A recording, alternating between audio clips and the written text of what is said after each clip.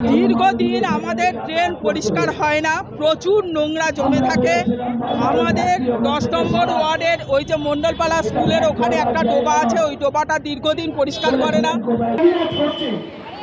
তাই আপনাকে অনুরোধ করছি, এই জায়গা থেকে সরে আসুন। এটা কিন্তু পশ্চিমবঙ্গ মানুষের সরকার।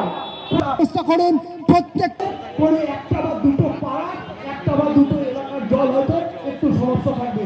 যারা পাচ্ছে অন্নপূর্ণা ভান্ডার তাদের হিয়ারিংয়ে ডাকছে, অথচ যারা পাচ্ছে না তাদের হিয়ারিংয়ে ডাকছে না।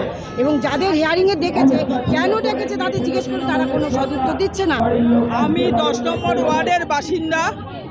দীর্ঘদিন আমাদের ড্রেন পরিষ্কার হয় না, প্রচুর নোংরা জমে থাকে।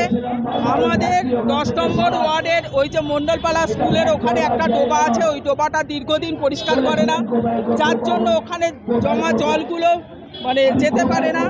আর ড্রেনে যে কাদা জমা রয়েছে, সেই কাদাগুলো পরিষ্কার করে না। ওরা ওপর থেকে কোনো রকমের ড্রেনটাকে পরিষ্কার করে, যার জন্য বৃষ্টি হলে আমার বাড়ির ভেতরে 1 হাঁটু পর্যন্ত জল ঢুকে যায়।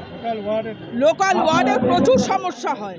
আর 7টা ওয়ার্ডের জল আমাদের ওই ওয়ার্ড বাড়ির সামনে দিয়ে পাস করে। ওটা হাই ড্রেন, ওটা বলেছিল আন্ডারগ্রাউন্ড ড্রেন করবে, কিন্তু আজ পর্যন্ত এদের সময় হলো না ড্রেনটা করা।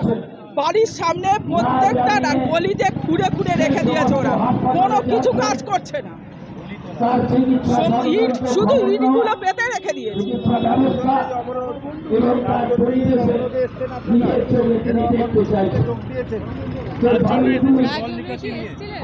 জল নিকাশি ব্যবস্থা যাতে সুষ্ঠু হয়, আমাদের পরিশোধিত জল যেন আমরা পাই, সেই জন্য আমরা অবরোধ করতে এসেছি। পশ্চিমবঙ্গ মানুষের সরকার, পশ্চিমবঙ্গ জনসাধারণের সরকার। 2026 সালের 3রা মে পর্যন্ত 2026 সালের 3রা মে পর্যন্ত পশ্চিমবঙ্গের বুকে তৃণমূল কংগ্রেসের সরকার ছিল।